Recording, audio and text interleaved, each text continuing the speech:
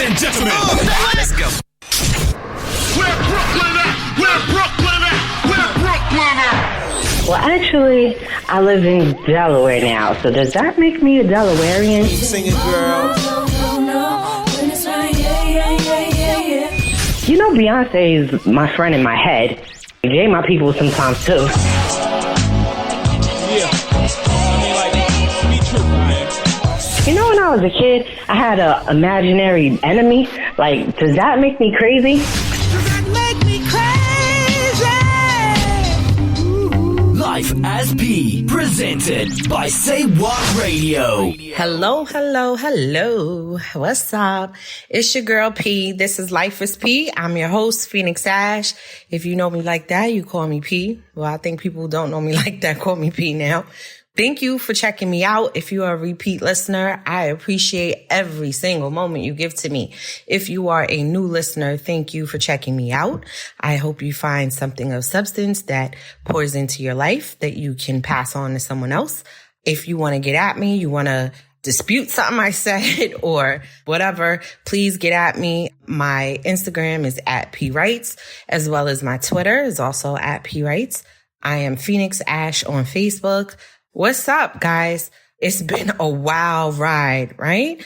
The election. Whew. Elections be like cliffhangers now. I ain't here to talk about that. I'm not. It's just crazy. Everything is wild right now. But what's the same is I'm still pursuing my passion. I'm still pursuing the work. I'm still evolving. I'm still hoping the same for you. I know we're in this together. A lot of us are figuring out what our passions are or taking the leap to pursue them, working out our plans, sometimes falling back on our plans because we're confused, hurt, disappointed at how things are going. But if you need a cheerleader, I'm here because I'm going through the same thing. So let's get it. Let's do this. Most of you guys know that I'm going over like what has been the theme that has been talking to me for the week, right? I'm trying to pay attention to the universe, pay attention to how things are moving and what messages I constantly hear so that I could share them with you, because I feel like if I'm learning anything from it or if something's being revealed to me, that somebody else needs the revelation as well, right? Or maybe you've had the revelation and we can just go, right. Yo, I take that too. This week, I would say that I was thinking about networking, just the circle of friends, the circle of supporters that I've been able to build within the past couple years has really been remarkable. It really has, because I had a stereotype of myself of not being someone who's very friendly or not being someone who makes friends easily, not knowing how to network, actually despising networking, not really being a connector. And 2 to 3 years ago, I went to Hawaii and learned that that is not who I am. I've had glimpses prior to that to let me know that that wasn't who I was. But I believe that trip really sort of like dismantled my own stereotype of myself. I let other people's opinion of me color me and shape me and move me forward to fulfilling those opinions. Where there were people in my life who, when I started to return to myself and recognize, like, that's not who I am, there are people in my life who knew me as a child who were like, yeah, like, who you are now is who you are. Like, that other person, like, I was taken aback that you changed that way. So it's just really crazy that you can let someone brainwash you into thinking that you're something that you're not. But how did I learn that? Well, first, the whole notion of networking is daunting to me, because when I think of people networking, I'm thinking of people who are purposely going out to find people to connect to who can help them further their agenda, right? I've seen people, hey, what's your name? What do you do? Okay, this is what I do.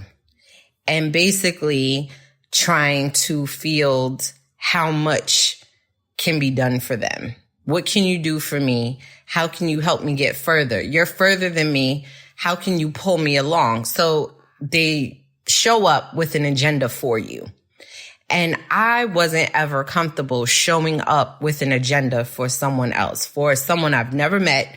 I only know your title. I only know what you do. I only know where you work. And I'm showing up with an agenda for you. Like, I have an agenda item on my list that I want you to take care of. I want you to push me forward. I want you to connect me to someone. I want you to share your knowledge. I want. And that has always steered me away from networking. I've had introductions to people who were pretty high up in television, working for movie companies, even people, publishers, magazine editors, book reviewers, stuff like that I did not cultivate the relationship, mostly because I was not comfortable with it. I only knew what I wanted from them. And I was not comfortable with the mindset of coming to you for what I can get from you. I feel like that's a customer mentality, right? If I'm going to come to you for what I can get from you, I should pay you for it. Why should you give me that for free? I should pay you for it. And it wasn't until the past couple years where I started to work on my own craft, work on my own talents and abilities, and really study what it is that I wanted to do and really hone it and focus on it and get a clearer vision of what it was, that I was able to assess what my value was. And once I was able to figure out what my value is to someone who is in movies, in television, in whatever, then I was able to network. Then I was able to have conversations and build relationships with people in and around those industries because I knew my worth. I knew that I had value. Not just because I'm a talented writer, because I am. And I've always been. So that's always been there. Have I always recognized it? Not necessarily in the way that I should have. But I've always known that I've had a talent when it came to writing. I wrote rhymes for so many years, and people of all walks of life have always given me feedback on how well or how I didn't perform or whatever. But no one has ever said that I didn't have talent or the ability to do what it is that I was pursuing.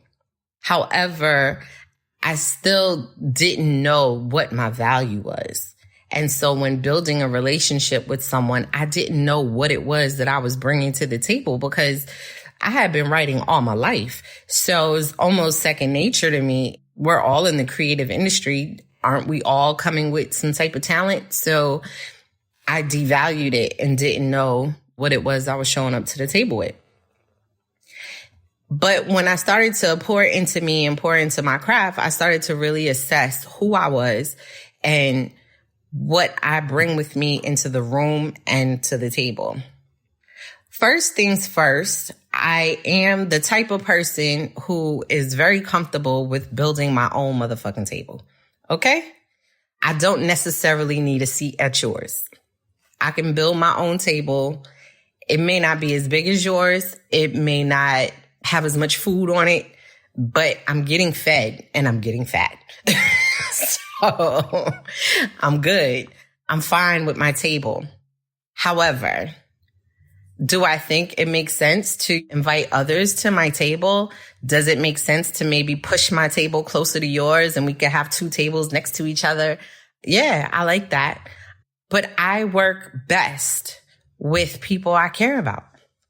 So when I go into a room, my value is that I care. I give a shit. So when I ask you, how are you? How are you handling life after COVID? Or how are you handling life after the election? Or I want to know the answer. And I want to know how it affects your work. I want to know how it affects your family. I want to know what it is that you struggle with. I want to know, is there some place that I can help you? Can I fill in a gap somewhere?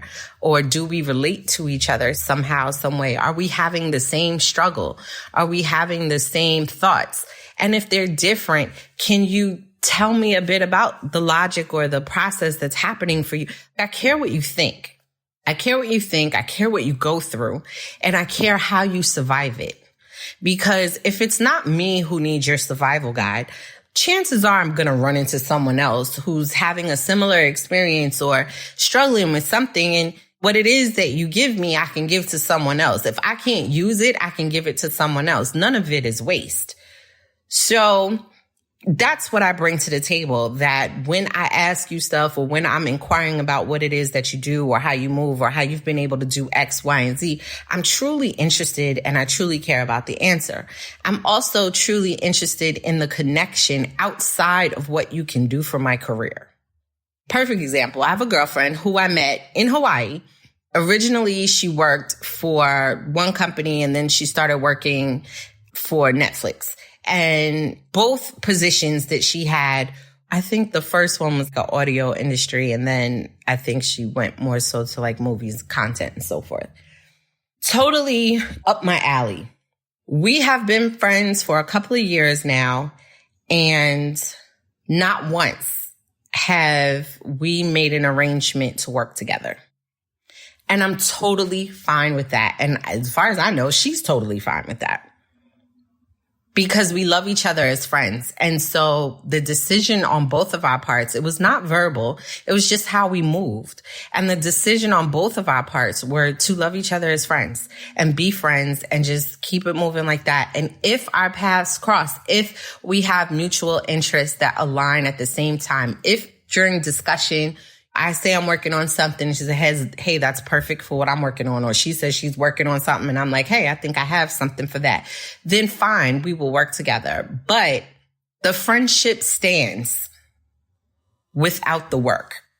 I will probably always be her friend. She will probably always be my friend without the work. No matter where she works, no matter what I'm working on, we will always be friends. Another example, which is quite different, is Just from Say What Radio. I had someone who was very kind and invested in me as a mentor, introduce me to Just. And we started off just like, hey, girl, what's up? And she interviewed me on her show. And then the crew interviewed me a second time. And we had a great time. We all were laughing. And it was great. So she was helping me. I was a guest for her. And it could have left like that. We could have been like, okay, now I can't do anything else for you. So it was nice meeting you. And I've had podcast experiences that are like that, where I've guest on podcasts and that was it. That was it. It was an interview and that was it. I've had a couple. But something clicked between her and I, and we maintained our friendship.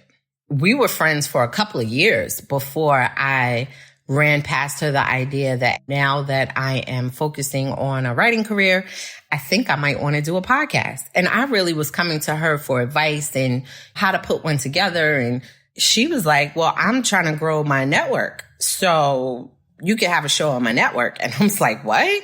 Huh? And basically that's how Life is P, the podcast, was born.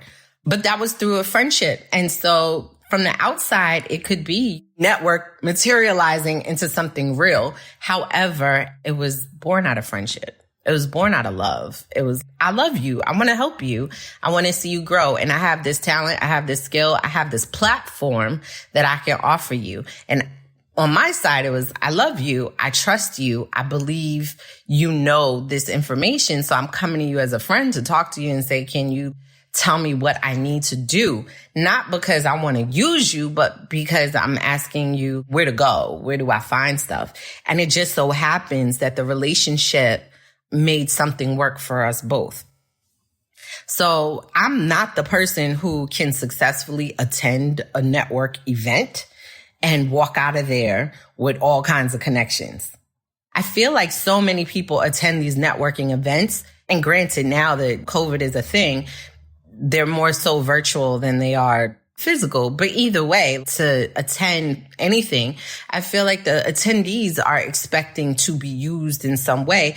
And sometimes I'm like, what are you here for? Because if you got this resistance of being used, I mean, you know what everybody's coming for, because it's a networking event, right? So there's the undertone of what can you do for each other. So if you're trying to hold on to what you're able to do for other people without freely dishing it out, what you here for? And I don't know if you guys have ever had that experience, but I've been in networking events where it's just people are holding their information, their knowledge close to the chest, their access close to the chest. And it's, I mean, you looking for somebody to appear with a halo around their head and a big sign like, this is the one you need to help. I don't have the halo. I don't have the light. I don't have nothing. But I got some care and some love. And if that's what you on, that's what I'm on. That's it. I say all that to say that you don't need a network event in order to meet the people who can help you further your career. You need to know your worth. You need to know what it is that you bring to the table.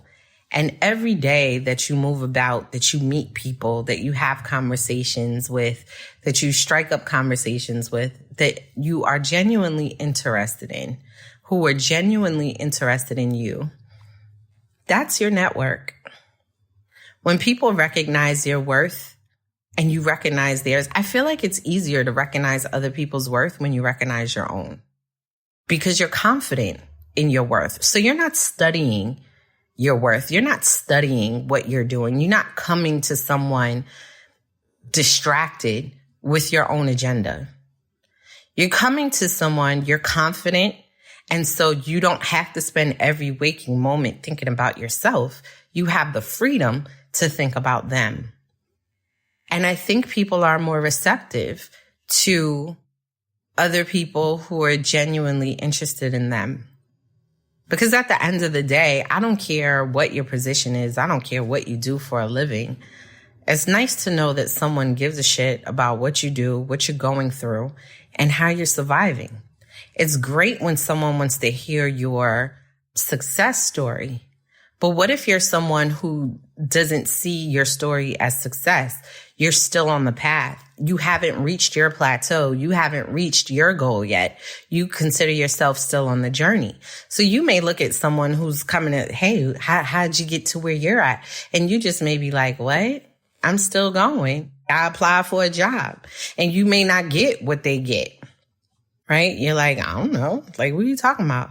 But the person who's confident and knows their worth is not coming to you asking you what your success story is. They're asking you what your experience is. What is it like for you? What have you done? Do you like what you do?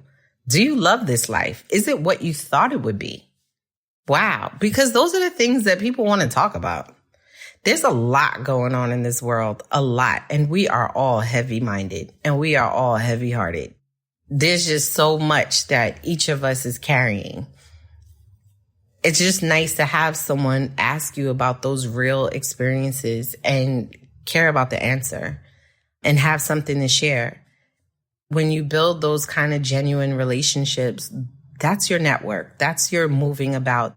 Those are the people who will not only help you, but they'll help you over and over and over again, because you are also helping them and you're helping them over and over and over again. Nobody wants to just be used and that's it. You'll dry someone out. You want to pour back in. You don't want to just, none of us are emotional or even corporate or creative bank accounts where you just withdraw. If there's no deposit, there's nothing for you to take. And I think that's why people are resistant and why they hold stuff close to the chest, because they're not seen as people. They're seen as opportunity. I may not move as fast as someone who recognizes people as opportunity and jumps on each opportunity and figures out how to finesse people into helping them. That's great for you if that's who you are. But I need to balance how I move through the industry with how I feel about myself and how I feel about other people. Listen, that's what I do. I feel. There were years where I tried to run from how I felt. years where I considered myself so soft because I felt everything so deeply and felt like I was constantly being used or stepped on or taken advantage of because of how deeply I felt things, and people could manipulate me based upon what they thought I felt. Until I recognized and owned what it was that I was doing. When I gave to someone or when I was there for someone, it was out of my heart, and it was because I had enough to spare. I never feel like I'm down to my last. So I can't say that I would give you my last because I never feel like I'm down on my last. When it comes to being there for someone, I'm a hustler. So if I give you the last dollar in my pocket, best believe it's not my last dollar. Because I done figured out how to get another dollar in the transaction of giving this one to you. I done figured it out. Okay, so I may be strained or stretched, but never down to my last. When I own who I am and that I give from the heart, and that you taking advantage of that is on you and not on me, it doesn't make me weak. It doesn't make me stupid. It makes you stupid for taking advantage of someone who will always find a way to give. You're stupid. I'm not stupid. No, because I'm not going to fight myself and not be who I am so I can guard myself against you. Because at this point in my life, who I am, I believe that I'm strong enough to survive anything that you throw my way. So there's but so much you could do to me. Outside of bodily harm, there's but so much. I'm just built like that. I have seen my share of trauma. I've seen my share of tragedy. I've seen my share of loss. I'm here and I'm doing fine. I'm doing fine. I've had my heart broken a couple of times in my life. It's been a long time since I've had it broken.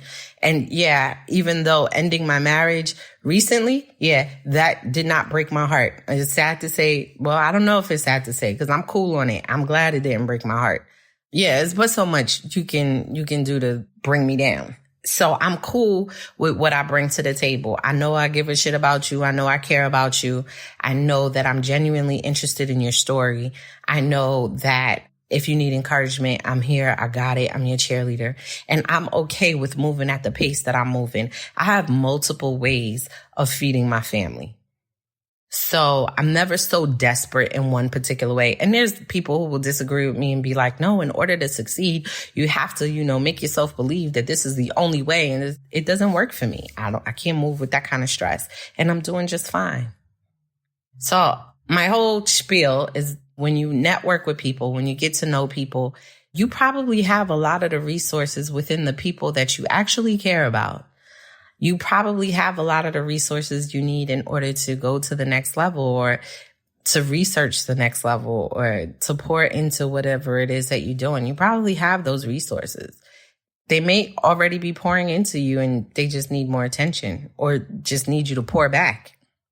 So that's my deal. That's my message. I don't even know if it wasn't concise. I know that for sure. But that's what's on my mind. Basically, I just want you guys to love each other and not look at people as pure opportunity.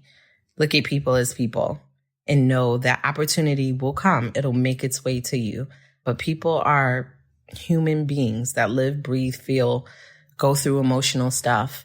We all hate when we work for companies that treat us like just numbers or chess pieces. Let's not do that to each other on our own accord. That's enough heavy stuff. If you want some light romance, you should read my book, Delectable, A Sweet Romance. Yes, child. It is available on Amazon as well as Kindle. Kindle has a free app for iPhone and I believe for Android. So you can download the app. Most of the books on there is like 99 cents. Yo, get your read on. But it is available on Amazon. If you like it a little extra freak, you could pick up Touch Me First. That is my first book that made it to the erotica charts. And it actually debuted as #1. So, go me. That's also available on Amazon Books as well as Kindle and Kindle Unlimited. They're both available, Kindle Unlimited. And then my baby, Savage Fever. Child. I'm talking about lust, love, drama, crime, betrayal, like a whole soap opera. I'm telling you, it's like TV, yo. Pick that up. That's available on Kindle and Kindle Unlimited. Episode 1 and episode 2 is out. I believe episode 3 shall be coming later this month. So I'm really excited about that. I'm trying to get out episode 4 before the end of the year as well. Let's end it with a bang. So yeah, definitely look out for that. Support that. I'm also working with a good friend of mine to put some stuff together for her. It's an erotica author. So look out for that. I can't reveal her name yet, but it's coming, it's coming, it's coming. All right, so it's good work, as my boy Jarrell would say. Anyway, I appreciate everyone for giving me their time listening. Until the next time when we can find some power to exchange, I love you. Be safe. Peace.